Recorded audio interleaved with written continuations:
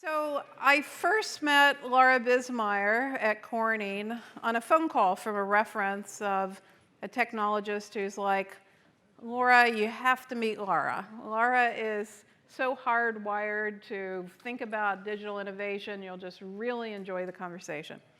And it has been a pleasurable journey to see Laura do work at Corning and really help Corning to rethink processes. Now, as I worked with Laura, I said, Laura, you would be a great speaker at the Global Summit.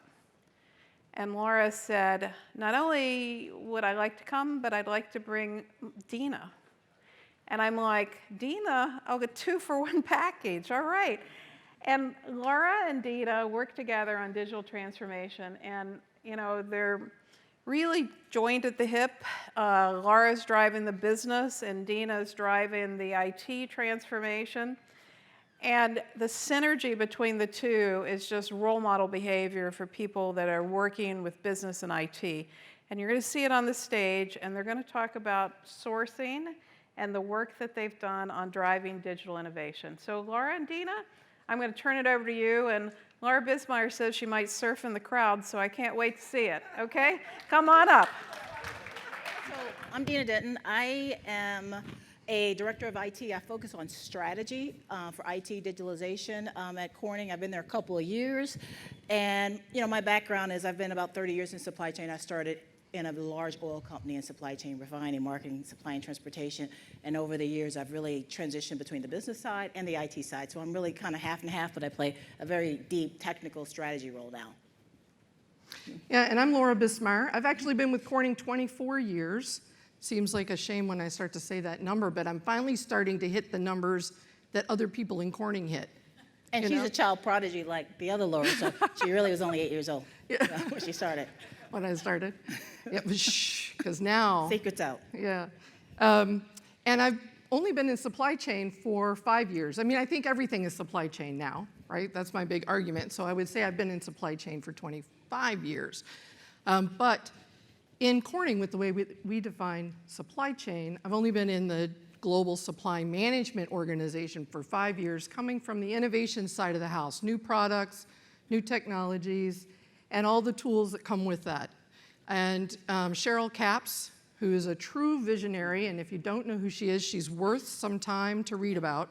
Yep. Very cool individual, is my boss, and she recruited me into the organization to bring the innovation mindset and lens into a business process space to help us transform.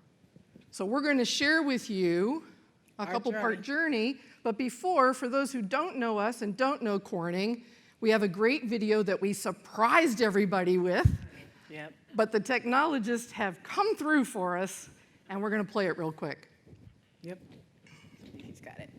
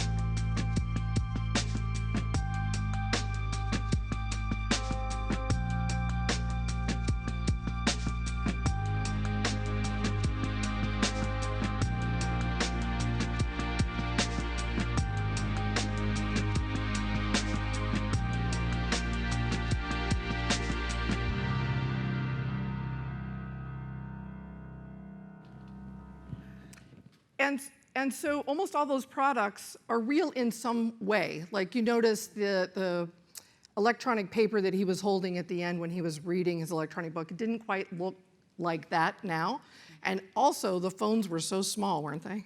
Like, did anybody else notice that? They were like little bitty phones. And now we have the phablets. So, so we want to share with you, that was all we're going to talk about with respect to Corning, right? Exactly. So if you want to know anything more about Corning, you can come and talk to us some other time. Because now we want to talk to you about the exciting part and why we're here, right? Which, this is an engaging conversation, so you have a role. And it is, you know how like in churches and they're like, give me an amen, you know, and they're like, and the audience is like, amen, right? Well, we wanted a non-denominational. So we're going to say, aha. All right, so give me an aha. All right, so as we talk about our digital journey, we're going to be asking you for your ahas, okay? Now, if you don't feel like that was an aha for you and you didn't learn that lesson yet, you can wait and we'll pick you back up after your company closes and, you know, we'll talk to you later. All right, Deana. Yes. So let's get going. Next slide. We got an advancer. Here we go. You're in control. Digital. Yeah, so we wanted to start off because this digital journey, this adventure is what I'm going to call it, actually. I think we talked about this a little today. Is like we have to be very clear on the problem we're trying to solve with using digital levers and differentiators, right? So we wanted to show you, this is the beginning of our journey. We know we were starting with people and with processes that were outdated. I think everybody has been here, so we were kind of showing the little Oregon wagon. We've all been there. So this is an aha moment. You've been there. You shared that part of the journey with us. So give me an aha. Have you been on that part of the journey? Aha, that's right. Exactly. But this is what we are learning, and this is where we're going. We're seeing that the future of supply chains are real-time and connected, right? There is the network of networks that we all have an affinity to here, and we're kind of trying to display that picture here. And this really summarizes our journey to understand how complex and how connected this network is as we go along the journey for all these key capabilities that are going to differentiate us. One of the things that I'm wearing today, you know, I mentioned that we see the future of supply chain is real-time and connected. You know, I think Laura said yesterday, Deana and Laura are connected by the hip, but we're technically connected through this wearable, these eyeglasses that I have on, which are real-time and connected. She stalks me during the day and sends me messages. Have you done this? Electric shocks. Yeah. Yeah, so these eyeglasses, you know, I get real-time messaging across that only I can see, you know, and so it keeps me connected in a different way, and this is how we see supply chain. So we'll talk about our journey as we're going through. Now this is a kind of an important graphic for this is Corning's version of what our 7 elements are in the supply chain digitalization path. Okay, so this is based off of a PwC model. This is Corning's interpretation of that PwC model. There's 100 different models out there. I think the learning here is pick one. Pick one and try to hold on to it. You can adjust it and edit it, but pick a model and try to hold on to it because it takes a while for your organization to get their head wrapped around something. And if you're changing the way it looks all the time, that visual connection to the journey gets lost. And so we want to share this with you at the beginning because our whole presentation from now forward will center on this model. And we're going to step down through each of these, starting with supply management services, to integrated planning, to data platform, end-to-end visibility, next-gen services, et cetera. And we're going to share with you a couple of challenges that we had when we were in that space, or when we started in that space, and a couple of learnings that we had. And one, I really wish I didn't have that experience. Exactly. And we're going to try to limit it to one, Deana. We're going to try. We learned a lot. One of those. All right. And so let's talk a little bit about the journey where we started. Yeah, one of the things before we get into the 7 that you have to understand about Laura and I, when I started 2 years ago, my 3rd day on the job, I met Laura and she says, I have this BHAG, this big, hairy, audacious goal. I want touchless supply chain, touchless everything, right? And I'm like, you got 40 ERPs, each screen has 4,000 fields, but you envision this world of touchless. So ground everything in your understanding that she sees the world as touchless, right? As we go through these 7 capabilities, how are we getting there for touchless, for operational efficiency? And then to our other point that we've talked about all morning is how are we getting to the value, generating new value, leveraging digitalization. So as we go through those 7. And I truly believe touchless is possible. Give me an aha. Right? Okay. Ooh, that's good. All right. So I'll hand it back over to Laura to Yeah, speak to the so journey. for those of you who were otherwise occupied last year and didn't come to the Supply Chain Insights Conference last year, No judgments, but should have been here. because then we wouldn't have to spend our minute on this slide, right? Exactly. We talked about our transformation to single standard global processes in the source through pay space. Really focused on, we have 115 different locations in Corning, 55,000 employees, and we probably had 65,000 different ways of buying things in Corning. Everybody had their own way of doing it in their own tools and spreadsheets, et cetera.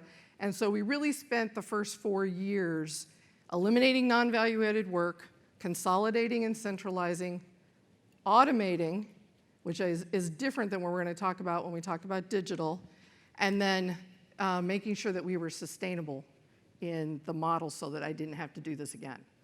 And so that's what we talked about last time. We talked about the success of that journey in those 5 years. The result for Corning was phenomenal, with a nice big fat number. So that was great, and then we were moving on to our next phase of the journey, which is this direction to journey, digital. How do we make those processes digitally differentiated, right? You don't want to just be normal run of the pack in the median. We want it to be digitally differentiated. And so that's the journey now, is to get those global processes differentiated. But all with that lens of getting to touchless. Okay? So let's talk about the first block on the model, strategic service deployment. We have 12 services in Corning that we've defined. Again, how many services you define or how you go about segmenting the work that your organization does is really dependent on what works for your organization. This is what was working for Corning and aligned to the vision that Cheryl had for our organization. How many of you are working, your organizations, your procurement organizations, have a goal of being self-funded or bringing in revenue? Anybody? So we have the goal of being self-funded in 5 years. So by 2025, we don't expect to cost Corning anything, right? And so with that, our services, we want that expertise, right? So one of the challenges we faced as we built out these services was talent, right? Exactly. I don't know if, I worked for GE back in the day, and there was the GenPack model where, if you got digitally differentiated or just process differentiated in what you did, it got uncoupled and it became a cost center flipped to a revenue center. And so that concept, because really in the future, if you're third quartile or fourth quartile as a function, there's an opportunity to outsource. So why wouldn't you just buy into the median versus hemorrhaging productivity, right? So that concept of moving toward first quartile or second quartile and figuring out how we can monetize, revenue recovery and actually pivot and own margin, own revenue, and just really make a difference with digital capabilities is where we're going. Okay, and then retaining that talent is another challenge because you're talking about a very deep set, you want those very experienced individuals to come in and to run this service for you with experience coming, we don't want the Corning to be the first circus. So you've got to find that talent with the deep skill set and experience. But then on the other hand, Corning is a hire-to-retire company. So this is a huge change of culture for us because you bring somebody in with that skill set, they don't want to stay with you forever. And you can't just move them around. Like, in Corning, we used to think we could take an engineer and make them anything. And I'm an engineer, and it's true, but... Becoming an exception. Right. But these folks need a different career path, right? Because what they want is they want to do, if you've got a person who is phenomenal at energy, you're not going to turn around and put them on resins. if they really want to, you can build that career path to there, but that's not what they're going to want to do. They want to go to the next bigger company and do even more energy, right? Or they want to do renewable energy, but they want to stay in their energy hat. That's where they've built their network. And now you've got to figure out, how do you keep them in a culture that's used to keeping people by moving them around into different roles and positions and getting them very broad expertise. Yeah. So that has been another challenge for us in this space. And one last key point on talent, from a digital strategy perspective, one of the challenges we've run into lately is, back in the old days, it was always a hire decision. Oh, I'm going to go hire that person, it's going to be FTE. But with digitalization and with scale and being able to buy competitively, and just understanding the gig economy and other things that are happening, we had to step back and say, we got to have a talent strategy when it comes to these services where it's, do we build it internally? Do we buy it through contingent labor, or do we bot it, right? Is that what they do, the task, the job that they do, is there an opportunity to leverage AI, RPA, or whatever, and automate more of it and make it more autonomous? So the build, buy, or bot it talent strategy is coming into play as part of our digital playbook as well. Yep. And our one thing that, really wish I didn't have to live through this, and if we were to do it again, I would hope to avoid it, in the services space, and this is going to sound silly, is just defining the services. That was so hard for us at Corning, was just defining the services. And then we wanted it to be balanced, 4 in the US, 4 in EMEA, 4 in Asia, all global, but run out of there, and then aligned to the talent that, recently we've had this big debate internally because we don't want to go to 13, but yet we have this other one that we really want to bring in to do something with. So it's this big thing. So that is something that I wish we had built somehow more flexibility in at the beginning when we were defining our services. So next one. Okay. Go for it. Integrated planning. I think we've all talked about planning today, and this is definitely one of the areas that we saw a lot of friction, a lot of pain in the supply chain around this space. So we've been saying, how can we get to touchless in planning? So we've been strategically working with a lot of partners to get to touchless planning. We actually do see a future where we are automating a lot more of this and getting to a point where we can leverage cognitive automation to really think on behalf and augment humans in their planning job, which we talked about a little earlier. We are really getting excited about that space because we're working with some very innovative partners in that space and can really see it. Yeah, and think about it, touchless planning. Can I get an aha, right? That would be amazing, right? Aha. Yeah. So one of the challenges that we face in this space is that we haven't centralized. Yep. And that our commercial organizations have no centralized point, right? So from a planning, an order and planning and customer access perspective, there's no path built today. And so this is a huge forward momentum challenge. It's probably the biggest area. We do have some great tools now, but it's probably the biggest area of opportunity that we have, because a lot of people put their data in the tool, and then how many know this? You'll go by their office, you still see the Excel spreadsheet on their desktop. Yeah, the Right? Excel. Right. Exactly. Yeah. So that is a big challenge. And we're starting to tie the integrated planning thought leadership to things like cost to serve, to say, hey, you need to know when you're planning, can you change on a dime, you're doing demand sensing, can you pivot, and do you know who you should pivot for? Who's your most profitable customer? Do you have a dynamic P&L for that customer, that SKU, that location? So if you have to make a hard choice, if you're leveraging Vicky or a visibility platform, and you got to choose between two customers, you have a very intelligent way of doing it in the moment, right? So this is even a bigger block than just the integrated planning. It's demand sensing. It's the pivot of just really knowing how to optimize the value to serve for your customer base. And that end-to-end view, right? We've heard a few times people say, customers to supplier, that whole view. Well, Corning is a B2B, like many of you are, and starting to experience the world more like the B2C is kind of scary for us.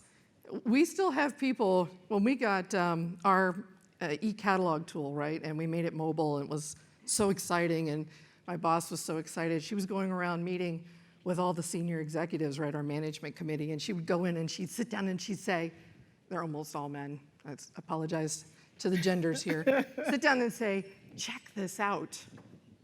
This is so cool. Well, tell me a little bit about it. Well, don't you use Amazon? Well, my wife does. Yeah. That was the answer we were getting. So think about that starting block, right? You're talking to people who don't even, in their personal lives, right? In their personal lives, don't even really embrace this technology on a daily basis, right? So that was a really big challenge for us. Indeed. And then we get to building block 3, which I love, big data. We've been talking about data and the value of analytics. Data is one of those things we want to start with the culture conversation. You know, we want to become a data-driven culture, right? Let the data drive the decisions and add value. Understand proprietary data versus non-proprietary data. You know, craft a path to touchless data. That's what I'm actually most excited about, is that we're actually starting to see a path to touchless data, right? Where, you know, we're working with partners in the P2P space where the suppliers maintain their own records. We're getting out of that tactical business of populating your name, your address, your EIN, right? We're shifting that tactical to the platforms and letting the suppliers drive it, right? You know, and so to me, I see a major value add with just adopting a data culture, understanding the value of data, really letting it sink in that a large percentage of the data that you need to drive the enterprise is outside of the enterprise. So how do we get that outside in insight of that data? How do we make it real time? How do we harness the value of big data? And then one of the biggest things around the data side that we're getting into is, now that we've talked about touchless data, the operational efficiencies around it, what about the new value around the data? We're starting to frame out our data valuation frameworks, right? To say, how do we evaluate data? How do we monetize data? How do we do data trading for strategic insights from other partners in our ecosystem? And to me, that's one of the more exciting areas of big data. That's exciting because she understands what she just said. But for me, I had to take her back to layman's terms and say, well, what do you mean? Well, if you treat your data like an asset and your asset has value, either to your suppliers or to your customers, you can add additional value. You can bring additional value to the table, to the dialogue, to the discussion, to the partnership, to the relationship, when you know what the value of that data is to the person that you're dealing with and talking to. And the thing is, you've got, and Laura talks to this all the time, right? You've got to know your suppliers to do that. You've got to know your customers to do that. That's another aha. Yeah, great. Thank you. Uh-oh. Okay. Ready? 1, aha. Come on, you got to do it. Come on. 2, aha. 3, aha. 4, aha. And 5, aha. All right. Halfway through the block. Let's go. And then so I love building block 4, and we've talked about this a lot today. We've been talking about visibility. You know, you cannot manage what you cannot see. And as we started this digital journey and talking to our leaders in the company to say, hey, can you answer the basic question of where is my stuff? How is my stuff? Who has my stuff? Right? They're like, what? How much of my stuff do I have myself and don't even realize it, right? Like that's a big one too. Exactly, and what was one of the more interesting original conversations around visibility and the value of it is we approached it as, hey, you can see disruption, right? To manage disruptions in the supply chain, to have visibility, to get ahead of it. But one of the more insightful thoughts that we had around it too is, if you can listen for a Mack truck and you can listen for disruption, you can also listen for opportunity and be ahead of the curve, right?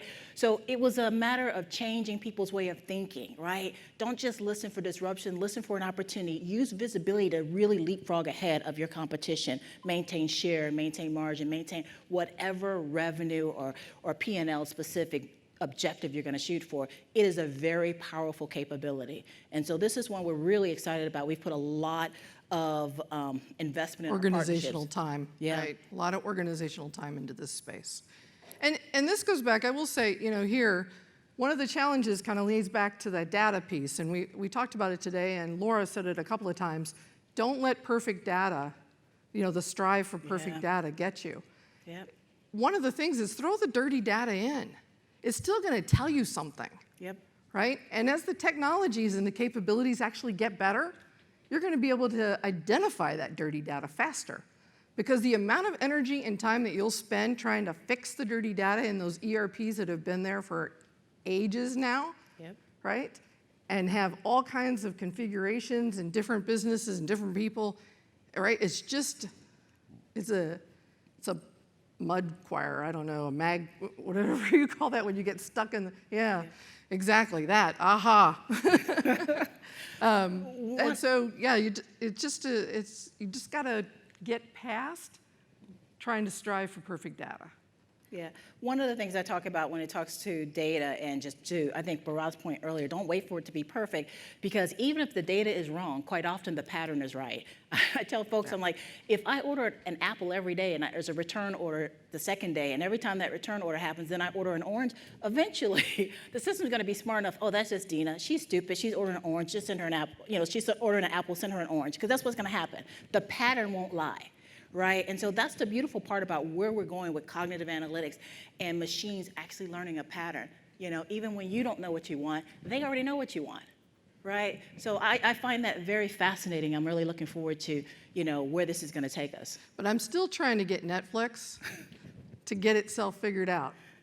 So I have a slew of kids. For those who don't know, I have seven children. And we all use the same Netflix account, right? And it still can, people say it can figure it out after so many shows. No, let me tell you, some of the stuff that they recommend for me to watch, I have to go have some discussions with those kids. They really need to work on that. So there's still some room for, improvement, some opportunity there. SpongeBob, I know you watch a lot of SpongeBob, it's okay. I do watch SpongeBob, that's not the one. I'm just not like what is that, Game of Thrones. That is just not me. I hear you.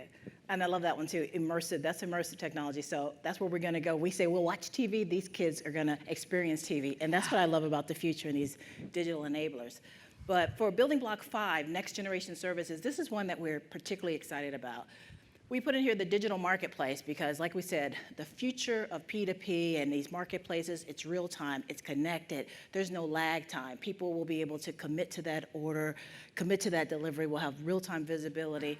And we're seeing partners come in this space where they're approaching it from a value to serve perspective. We're starting to see these platforms where people are bringing not just the buyer, but the buyer, the seller, financial services, all kinds of value-added services in the middle of a handshake, right? And it's opening up a whole new space of opportunity, taking out a lot of costs, enabling a lot more revenue share and gain share opportunities. It's really an amazing time to be in the P2P space. And now that, as you build out that digital network, you don't have to have, if I have a supplier I want to buy from because they have a particular instant event that's available, you know how you get those old Navy things, one time only, just till midnight. Well, say they're selling fork trucks that way, right? One time only, just till midnight, jump in and buy a fork truck. I want to know that I can buy that fork truck and have it show up when I need it at a time and a location of where I need that fork truck to show up, irrespective of when I actually did the transaction. Yep. Right? Yep. I love the future of momentary markets is what we're calling it. Yeah. What do we call it? The flash mob. Yeah, it is It's a like flash the flash mob mob. market. We all want to go. Bharath wants to go buy something. I want to go buy something. We all just converge in that marketplace and buy leverage our joint leverage. So supply chain sustainability, the circular economy.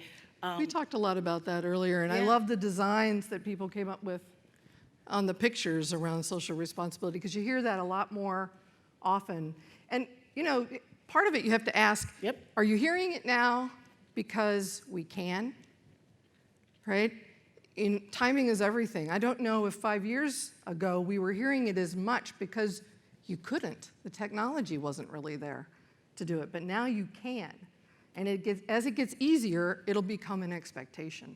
Yep. And I think we're seeing that in the next gen. So you can Yeah. decide to participate, or you can wait until you're made to participate. And the conversions of it, the next gen with the sustainability, and then with the visibility that we've already covered. Today we learned through Bharath that we have child labor issue in our supply chain, right? We do I know. procure Laura C services, right? And then he did go on. Right. He did go on and say she's underage, right? So we didn't mean to do that. We just want to go on record and say, Yeah. you give us a chance to make up that reputation right there. Right. Okay. Give us an aha. All right, aha. And then predictive and prescriptive analytics. And I liked earlier today when Monty was talking, and he said, when he was looking at some things, he looked back and it was just what they used to do anyway. And when I think of AI, AI is just programming. It's just that we've gotten a lot better at it, and we've been able to take and build models much faster and use tools as modules and building blocks to get there. And then this predictive and prescriptive analytics, it's not about replacing your subject matter experts. You still need a human in the loop in a lot of these, which I really liked about the tour that we saw yesterday here at MXD. That was amazing to put that together, and Tony kept saying that. You need a human in the loop still. Like, this is not about replacing. Digitization is not about automating every aspect of the work that you are trying to do or every aspect of your process.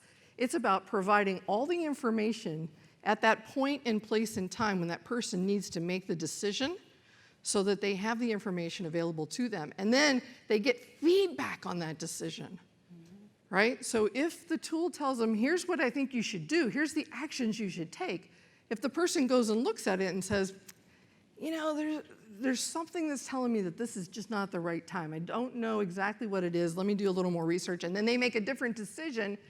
The tool has to come back then and give them feedback on that decision. So you're not only training the tool, you're training your people at the same time, and everybody's going to get better. Yep. We're building the path to where we actually have digital memory at the enterprise level. People come and people go, and people put things in these little Excel files, and they go onto some SharePoint to die in terms of knowledge, right? And we need to be... That's true. Yeah. You know, and so we love the fact that we're starting to have levers that we can use to actually build a evergreen digital memory over time, right? So, and it's learning on top of that memory. And I'm really excited about this area because, you know, some of the vendors here, I mean, I teased some of them and said, you guys did a SpaceX on analytics, right? Like, if you can imagine, analytics is enabling us to do all kinds of things today. And I love the Elon Musk example where I can only imagine what it must have been like to be an astronaut in a room when he said, check it out. I'm going to just have a spaceship just take off on its own. You guys won't need to be inside. I'm going to have it go get some intel from space. You don't have to be inside. I'm going to have it come land itself. You don't have to be inside, but it's just going to let you know what it found out, right? Like, if you can just imagine analytics-driven processes, that kind of intel to know that we can do that. I've started to see that in some of the partners that are out there that say, hey, they are getting rid of the friction in the supply chain to say, you know, my data's bad, the sky is falling. We call it the Chicken Little syndrome. There's no reason to even bring this cognitive tool in here because you're not going to be able to derive any insights, anything useful. And then you get partners that come and say, don't worry about that. I got crawlers, I can extract it, I can move it, I can transform it, I can make it generate ideas and let you say yes or no. I mean, I just think in this area, to me, in the last 30 years, it's the most exciting space, right? So more to come in that one, but like extraordinary value from your digitalization strategy is going to come in the analytics space. So, Yep. So this is the interesting one. I love this one. The smart supply chain enablers, we're constantly innovation scanning. We got to figure out what's coming on up the pipeline, right? So even the smart wearables that I'm wearing now with the glasses that are connected and real time, you know, overfeeding me information 24/7, you know, and even with, you know, the blockchain technologies and even with... hang on a second. You got to understand, sometimes you'll be looking at her, talking to her, and she's kind of looking at you, but she's not really totally looking not at paying you. any mind. And reading you my know email. that she's not, it's just blah, blah, blah, blah, blah, blah, blah. It is kind of crazy. People do think I'm And crazy. It has a voice in it too, so she can even talk to it. Yeah. So It has, yeah. you know, she doesn't even need me around anymore. I call an Uber from it. What was it? Build it, buy it, or bot it? Bought it, yeah. I'm thinking about botting the IT partner. Her IT partner. But yeah, no, I mean, you know, I love this area here because we are scanning. We have people in our organization that are constantly looking for new ways to create values and things like the 3D printing that we're starting to see real value in manufacturing, things like the wearables, things like blockchain. This area here, we don't even know what we're going to see in this area. So we're open to the idea. We're open to pivoting. And we're challenging the organization to take on a culture of self-disruption. If you did something this way last year, how can you do it better, faster, cheaper, in a more innovative way, a way that generates revenue or recovers revenue next year, right? And so be open to any innovation, AR, VR, whatever it is that might help us be exponentially digital. And then go back to your processes and recognize that if you just take a process and you digitize it, it's just a bad process digitized, right? Right? Yeah, right? It's just a bad process digitized, and you're not going to get, actually, you might even end up adding some additional manual work trying to do that if you don't think about what can this capability really do for me, and if I'm looking for focus on those outcomes, the job to be done. I love Clayton Christensen for that from the innovation side. What is the job to be done? You're not buying the drill. You're buying the hole. The outcome. The outcome, right? Think about it. There's a lot of ways to make a hole. And when you buy that drill, you're not really buying the drill, you're buying the hole. So getting the organization to think about that so that they will let go of the control of their processes, that's probably one of the biggest challenges that we have on this entire journey. Yeah, I think last year I mentioned the worse the process is, the more passion there is around it. It's like the world is going to end if we don't do it this way. We're trying to change the mindset from what I'll call the Industry 3.0 technologies where everything was scripted, things have a lot of controls, it's process-oriented outcomes, whereas we're trying to go to outcome-based things, right, that are adaptive and they're collaborative technologies because I think those Industry 3.0 technologies, it's beyond their time. They can automate, but they're not going to give us the intelligence. They're not going to get to autonomous. And I think it was Monty Amber that really mentioned the differentiation between automation, and autonomous. It is different, and you're going to have to leverage them for the best that they can do. We still need to automate a lot of stuff. We are still trying to converge 40 different ERPs to 2 to 3, hopefully, right? We're on that journey to simplify and to consolidate what I'll call technical debt, right? It's just going to automate, it's just going to do a function, but it's technical debt because that technology investment just helps us automate and get things done, but it's not thinking, it's not learning. But for those technologies that we're investing in, that they're learning and they're building digital IP, human capital, and digital capital on our behalf and creating sustained value, I'm calling those investments more digital capital, right? We said that in a digital world, the balance sheet changes, right? It's like there's digital capital and there's technical debt. And be very clear when you're investing in something that's technical debt, it's just going to automate something and get it done, but it's not going to leapfrog and give you, all this memory and sustain the value and generate new revenues. That is digital capital. And that's where we're going with some of these newer technologies and newer investments. Yeah, and kind of two messages out to the technologists in the room, because I have an opportunity here, right? I have the stage. One of those messages to the technologists is, please don't try to make yourself so unique in how you plug into me that I can't afford to plug into you. You want to come help me solve problems. My integration cost internal, I'm embarrassed. this woman must be trying to buy a house in Cape May or something, because it is expensive. Martha's Vineyard. Martha's It is Vineyard, just so you know. expensive, right? Like, my internal IT costs are often the biggest thing that I have that erodes my business case. Yeah. Right? And so I need the technology to come with common connectors, with the ability to use the data that I'm already using for solving another problem that has the same data content, to use that same interface for the new thing. Yeah. Because the only way I can really leverage the great capability and the significant benefits that you're bringing to the table at the time is if I can use you quickly. Yeah. Right? The time of these, full ERP, big deployment patience, it's not there anymore. Yep. It's not there anymore. Yeah. And IT, from the technology side, IT departments are struggling with. Oh, here she's going to go. Make The her build it, excuses buy now. it. I know, right?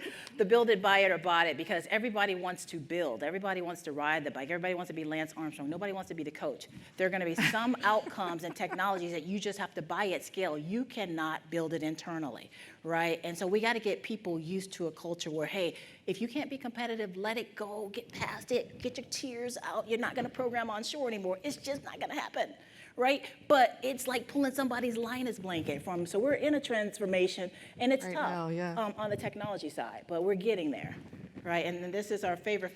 Yeah, so we're going to end with this slide, because if we didn't talk about the Chicken Littles, it's funny because sometimes I don't think we think about it, right? Mm-hmm. But if we really step back and have the conversation with others, we realize just how thick a skin we've had to grow, right? You've got to be so prepared to just work through the haters, right? I mean, we were being nice calling them Chicken Little here, because when I was talking to the woman who was helping us with the slide, I'm like, haters. And I'm like, all right, right? And you've got to figure out, this is where, we all talk about change management, but none of us can afford to have a full change management program sit on top of every change project we're going to have. We have got to start talking, right? We've got to start talking to our organizations about being change acceptors, change embracers. Hire the change embracers, promote the change embracers, because you're just not going to have the resources or the time or the patience to go through a huge change management. I mean, you look at our change management tool set, we have a really good change management tool set. By the time you actually make the change, it'll be time to change again, because it's so slow. It's just really heavy. Yep. One of my favorite sayings is, people who say it can't be done need to get out of the way of people doing it. And that's where we are on this journey. I mean, the Chicken Littles are pervasive. You cannot underestimate the push that you're going to get, because this is really uncomfortable for people, right? These types of leapfrogs is just not natural. And so, this is our daily life. I drink a lot of vodka, let me put it that way.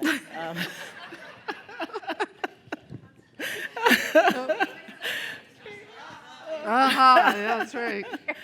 Exactly. So thank you, Laura, for allowing us to come and share our stories. Yeah. Well, it was great, and let's give them a hand. All right, so before you leave the stage, Deana, I know you're going to leave because you got to fly. What's your biggest insight from this conference?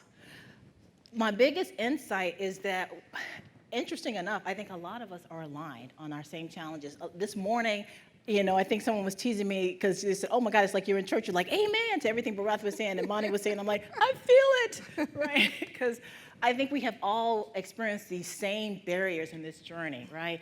And then I think we've all started to have the aha moment around analytics and the aha moments around visibility. So it's encouraging to see that we're going down the same track. We're having a lot of the same discovery, which is great.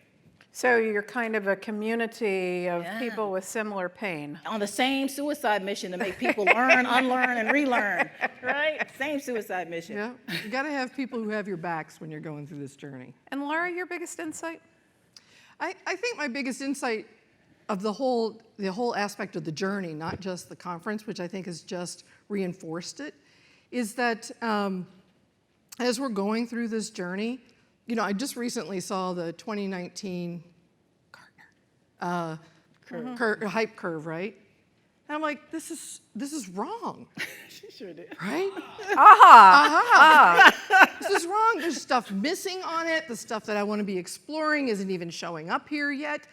So really, when you're out there canvassing for the innovations, you've really got to look out there. I mean, Corning is slow. Laura and I were having this conversation in the Uber this morning. Corning is really slow.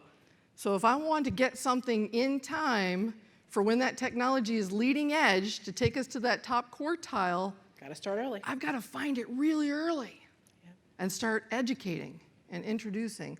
And I love that inspire, discover, make that Dow shared yesterday.